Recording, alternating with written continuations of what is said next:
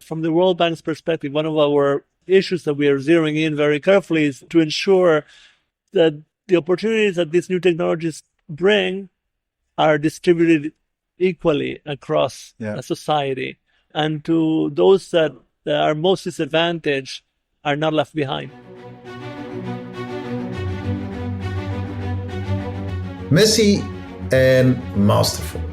In this podcast, we speak about the success of people who have achieved, built, or done something amazing, special, remarkable, noteworthy, and/or fabulous. Think of presidents, doctors, chefs, architects, filmmakers, writers, philosophers, CEOs, journalists, and the list goes on and on of people who've had a genuine impact on this world. But rather than underlining their career victories, we speak about the challenges they needed to overcome to actually get there. In each episode, we discuss 3 of such challenges, obstacles, difficulties, and/or hurdles with our guest, putting the messy of their lives next to the masterful. A very warm welcome to you. My name is Alder Bab, and I'm so happy you could make it. So sit back, relax, and download the podcast here. Hello, dear listener. So happy you could make it to this next episode, or better said, episodes of Messy and Masterful. And the reason why we're launching not 1, not 2, but 3 interviews is because TeachPitch, the organization that gave life to Messy and Masterful, is 10 years old, and we really would like to celebrate this bigly. So that's why here's our gift to you, 3 episodes instead of 1. Now, I am aware we have been quiet for a while with Messy and Masterful. And believe me, I really needed to pace myself not to push more content out there. So really needed to make sure that I just didn't randomly start recording episodes, because we have a certain quality we would like to adhere to. We weren't quiet because we were not doing anything, but because as a team, we needed some time to refurbish. Think of it a little bit like you've lived in a house for over a decade. And, once you're 10 years in such a house, you're going to want a new color of paint on the wall, or perhaps get a new kitchen in and find a new home for furniture that is starting to show some wear and tear. So we've been doing just that, but now we're back, and we're back with a vengeance. So without further ado, in honor of TeachPitch being 10 years old, but most importantly, in honor of World Teachers Day, it's not a coincidence that our birthday is on World Teachers Day, which is on October 5th of the year 2024. Here are 3 interviews with 3 absolute giants in education. Hope you enjoyed them. Episode 88, interview with Dr. Luis Benaviste, Global Director for Education at the World Bank. Now, it was a big honor to have Dr. Benaviste on Messy and Masterful, as to me, it shed some much needed light on how an organization like the World Bank functions. So to me, the World Bank is an institution that can only do good, and whose findings, based on extensive research, deserve all our attention in coming to solid decisions to act against or in favor of big things happening in our world. Now, Dr. Benaviste, I believe, does exactly that for global education, and reveals a lot in this interview. So one of the things that he told me, and I had no idea, was that the World Bank was actually the largest financier of education in the world. So I had no idea, but listen to this interview to find out more. Now, in short, it was a great pleasure to talk to Dr. Benaviste in Qatar at WISE 11. I surely learned a lot, and I hope you will as well. Hope you enjoy this interview, episode 88 with Dr. Luis Benaviste, the World Bank. And we are here in Doha, opening of the World Innovation Summit for Education. I'm here sat in a beautiful area at the Qatar National Convention Center in a nice setting with above us in neon the words Wise Conversations. And I have the great privilege to open my very first Wise Conversation here with Dr. Louis Benveniste. And you are Director of Education for the World Bank, right? So That's right. That sounds like an amazing job, and I want to hear all about it. Before we dive into your job, could you very quickly explain to our listeners what the World Bank exactly is? So the World Bank is an international organization, a multilateral development bank, whose prime goal is to fight poverty and reduce inequality and promote shared prosperity, with the goal to, again, promote economic development and social development across the world. And recently had a review of our mission. And so we recently sort of added to how to support a livable planet. Wow. So there's a lot in there. I mean, I'm familiar with the World Bank in that sense that I always feel it's everywhere, and it tries to help on many levels, right? It tries to do a lot of things. It is headquartered in Washington, D.C., is that correct? The World Bank is headquartered in Washington, D.C., but we have offices across the globe, and we have staff stationed all over the globe to support our partners and our governments across the world in their goals to promote economic and social development. And so this economic and social development through different programs, and you are basically heading up the education program. Is that correct? That's right. So my role is to serve as Global Director of Education. I support the bank's vision and sort of series of activities around sort of education development. But we have operational programs across all of the regions of the world that sort of are responsible for the developing the projects, the investments that help bring about sort of better opportunities for children through education. How many of those programs you have ongoing? How many projects are you involved in? We have a sitting portfolio of about $24 billion across the globe. The World Bank is the largest financier of education, of external aid across the globe. And we serve from the poorest low-income countries to middle-income, upper-middle-income countries. So we span a wide range of developing contexts across all continents of the world. Wow. 24 billion. And that's just for education? That's for education. Wow. That's an amazing amount of money, but with such amounts of money comes great responsibility. So tell me a little bit about your journey into this, because how does one become a director of education at the World Bank?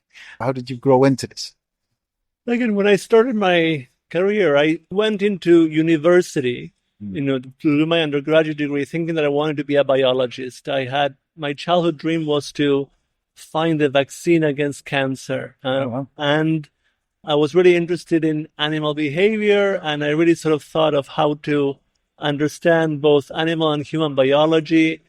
And as I went into college, I, realized that chemistry was not something that I enjoyed particularly, and biology has a lot of chemistry. So I started sort of drifting away. And as I started to look as to sort of what would be a career path for me, first, I really became very interested in cognitive psychology, trying to understand how kids learn how to speak, how language acquisition sort of comes about. So I spent a number of years studying that. And then I thought that I would sort of do a career in academia and sort of psychological research, but I had a really hard time finding a job. And while I tried and applied for every single possible psych lab research I did not. And I just happened to get a job at a place called Education Development Center that sort of worked on a training program for, in Costa Rica that sort of sought to promote sort of skills development. And I really enjoyed that period. And that led me to say, okay, maybe I should get more academic training to get better at work. Yeah. And so I went into a master's program. But I thought of perhaps doing a master's in education, but I didn't want to pigeonhole myself too narrowly. Yeah. And so I did a master's in international relations. So after I graduated, I went back and sort of, found a job working in a small consultancy firm, doing the first school census in Jamaica. And I just adored that job. I was like, spent a lot of time in the field, visiting schools, counting teachers, counting desks. Yeah. And at that point, I had a very good mentor that said, look, if you really love what you're doing, maybe you need more training. Yeah. So to really sort of being able to go deeper into some of the more intractable problems of education. And that's when I went to do my PhD in international education. I don't know about you, but I am someone who really loves a true crime series. I just can't get enough of them. If I watch them on the streaming platforms, I really cannot stop binging on them. It really is a guilty pleasure. So if you're like me, then you are going to love coldcaseinc.com, which is a platform that offers you unsolved cases of fictional murder mysteries that you can solve. It's a great community of detectives that come together, offering you video and audio evidence, and step by step you can play the game of solving this murder mystery by yourself. We've paired up with the team at coldcaseinc.com, and if you use our code, which is the word MESSY in capital letters, MESSY, then you even get a 15% off your first online membership. So do check out coldcaseinc.com and get crime solving today. We are very happy to be partnering with The Code Zone, which is this amazing platform where people can come together to learn how to code. Creators and future makers, they all come together here, both children as well as adults, to learn how to code and develop things, like for instance their own videos or Minecraft mods. The team at CodeZone believes everyone should be able to learn how to code, young or old, and they've got these amazing subscriptions, very easy and very cheap. You'll learn a lot from them. You could do it live or you could do it in your own time at your own leisure. We highly recommend it. They are tailored to support individual interests and capabilities, and I'm sure that once you get hooked on the Code Zone, you never want anything more. Check it out, thecodezone.co.uk or the URL in our show notes. And once I graduated, I came to the World Bank through the Young Professionals Program, which is an entry-level recruitment program that the World Bank has. And I started my career there. When I joined the bank, I thought I would just be there for a few years to learn the institution from the inside and to sort of, live in Washington for a few years. I didn't think then that I was going to be a lifer there. Yeah. And it's now been over 20 years that I've been at the bank. And it's been an incredible opportunity, both because the opportunity to work across the globe, to work on important projects, the type of access the World Bank has is incredible, but also just to have the opportunity to work with amazing colleagues. I think that both what I've learned from my peers and from the experiences that the types of projects that the World Bank engages in has been an incredibly personal growth opportunity for me. Yeah. Loads of things come to mind. First of all, you mentioned many countries. So you mentioned Costa Rica, you mentioned Jamaica, you mentioned Washington. Where did it all start for you? Where are you originally from? I'm from Argentina. Argentina, okay. I'm originally from Argentina. I grew up in Argentina in the 1970s and 80s, which is a particularly difficult period in Argentine history. There were a series of military coups and a time when sort of civil liberties were quite restricted. And I had the good fortune to get a scholarship to study overseas in the United Kingdom. Okay. And I think my passion for education also came from the realization of the power of education. I remember sort of that all of a sudden I had, sort of gone to a school in Buenos Aires where, sort of I felt like I was, sort of getting a sort of a strong foundation.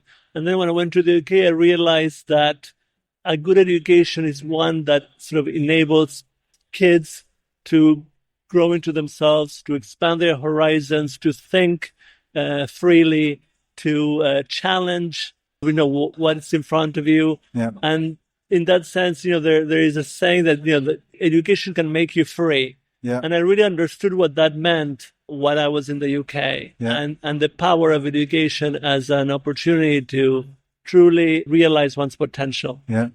You're saying so many things that are, of course, very true, and that I feel and you feel, because we've been able to enjoy an extensive education. We weren't deprived of any opportunities. When you work basically with programs whereby people are just at the very beginning of that understanding because it hasn't been given to them by their families or because they merely don't see it as an option, how do you then convey such understanding to them? Because very often, there's a skeptical response, right? There's like, I don't need an education. I want to make money as quick as I can, or I want to get practical as quick as I can. How do you counter that? One of our largest focus at the World Bank these days is around sort of the learning crisis and learning poverty, where about 2/3 of children across the globe in the developing world cannot read and understand a simple paragraph by the age of 10. Mm. And, we put so much emphasis on these foundational skills is because these are sort of the basic tools that enable you to sort of, grow and develop. So in that sense, I think that sort of, the education is a tool of empowerment in that it lets your curiosity sort of lead the way, and being able to acquire skills over time in order to sort of, so it's like, scaffolding that sort of, the building blocks that sort of come from, with each other. And so, I think that there are all kinds of ways of learning. Yeah. You can learn at school, you can learn on the job, but you need those basic tools in order to be able to realize that potential. Yeah. Yeah. So, and this is also on the ground up where the World Bank is active, right? And I think it's mainly through funding. So you fund initiatives who work on the grassroots level? So we support governments okay. into developing their national education programs. Sometimes it's at the subnational level. Yeah. And, our goal is to sort of have direct impact on the next generation of the children in order to ensure that they can benefit from the opportunities that a good education can have. And again, I think it's not just enough to go to school, but also to have access to a quality education that gives you the tools necessary to being able to sort of, follow your dreams, to sort of realize your potential. Yeah. So we're here at a conference which is called Creative Fluency, Human Flourishing in an Age of AI. This morning we had a keynote speaker saying like the age of intelligence has started, right? There's no way of stopping it. The question is, how will we cope? How do you think this is going to influence, your work or the work on level of education for the World Bank? There is no point in denying it. I am in love. And you might have already known it, that I was in love with podcasting and interviewing people all over the world. Well, I'm also in love now with a recording tool for our podcast episodes, which is called Riverside.fm. I've kissed many frogs when it came to recording episodes, but this one is really the one with the most amazing studio features. Riverside really offers you everything you need in creating the perfect episode, whether these are short or long, whether these are multiple people you're talking to or just you, or whether this is about your show notes or the video recording or even creating easy snippets that you can use on social media. Riverside truly has it all. If you go to our show notes, you will find a link to Riverside. And if you use that link, you'll even get a 20% discount. Yes, you heard that correctly. A 20% discount in getting started with this incredible podcast recording tool. Look no more. Riverside.fm is here. So we're in the midst of a giant transformation. And we don't know which direction all of this is going to take. But I think that we all know that this is special. And so AI and new digital technologies will change the way that we operate in the world. Yeah. And so that becomes a great opportunity, sort of, a great shift like the Industrial Revolution was, but also comes with a very large risk. And one of those risks is increasing inequality, that those who understand how to use these technologies and understand how to realize their potential will benefit disproportionately and leave behind all of those that cannot. Yeah. And so I think that, again, from the World Bank's perspective, one of our issues that we are zeroing in very carefully is to ensure that the opportunities that these new technologies bring are distributed equally across a society, and to those that are most disadvantaged are not left behind. Yeah. It's, of course, a very wide spectrum, and there's the inequity of AI, and I 100% agree with you that that's what we need to look at. But there's also kind of, when people say, well, loads of jobs will be disappearing. So are we not educating people for the wrong jobs, right? So there are profound questions, but I think they're more structural, looking into policies that'll change, and, so many of those things. So that's also inequity, right? This is exactly why we're putting such strong emphasis on having strong foundations. Yes. Yeah. To ensure that as people have to reinvent themselves, because, now they estimate that, somebody might have to go through 14 different jobs over their lifetime because of this creative destruction of careers. Yeah. Again, you need those strong foundational skills that enable you to shift and change and learn and grow and adapt in ways that today we have no idea what the future is going to look like. Yeah. That's a very interesting notion, and one that we could have 2 more interviews about that, but I really like that thinking. Is it integrated in the World Bank's policy, those skills? Like, does it also, when you, for instance, work in Jamaica, as you said earlier, is that kind of, well, that might be a while ago, but it's kind of...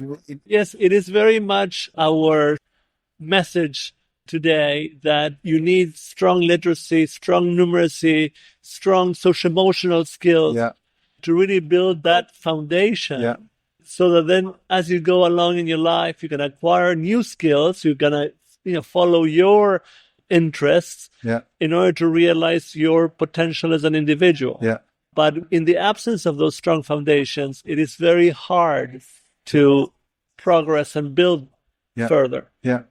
That's wonderful. And again, Dr. Benaviste, I would love to talk a bit longer with you about that. But here at WISE, we have people to meet. We have things to do. A very quick question. These are 3 questions I asked all my guests. Sorry, and it'll go very quickly. Could you finish the following sentence for me? And I think you've already said it in the beginning. As a child, I wanted to become a biologist. Yeah. And you've explained why you didn't become a biologist, which also speaks to how difficult it is to get into research. Recommended reading. I always talk to listeners about books that might have been life-changing. Do you have such a book or such a platform or anything you read that might have changed your perspective on things? One of my favorite authors is Julio Cortázar, and one of his novels is Hopscotch. And what I love about it was that also you don't have to read it linearly. You can hopscotch around the novel. Yeah. And I think that it opened the door to appreciating the fact that life is not linear. Sometimes you go forward, sometimes you go backwards. Yeah. The important thing is to keep moving, to keep learning, to keep adapting. And, it's not so much the destination, but the journey. The journey. Beautiful. Hopscotch. We'll add it to our show notes. And then the very last question. Now it's the Dr. Luis Benaviste podcast. Let's turn the tables. This is your podcast. Who would you like to talk to? You were high on my list, so I'm very happy you could make it. But who would you like to talk to as your guest? If I could pick anybody from, dead or alive, I would love to meet Einstein. Okay, Einstein. Yeah, and why? Somebody who could understand so much and break through into such new territory, just to understand sort of that. How curiosity can drive knowledge and new understanding. Yeah. I just would love to see that in action. Wow. Well, thank you so much. I think it's a great recommendation. Unfortunately, we can't do that anymore, or it will have to be a seance. Thank you so much for your time, Dr. Luis Benaviste. I wish you all the best here at WISE, but also all the best with all your great work at the World Bank. And if people want to find out more about the World Bank, we've added the URL to the World Bank and the programs of Dr. Benaviste in our show notes. Thank you so much for your time. Thank you. Great to be here. If you liked this episode, then it would mean the absolute world if you could share it with your friends and/or give it a short review on your preferred podcast platform. The more you share your ideas about these interviews, the more people will find out about them. So do let us know what you think. We'd be very, very grateful. Special thanks to Philip Anderson for our beautiful theme music. This episode was edited by Natalie Piles with production assistance from Genta Metalia.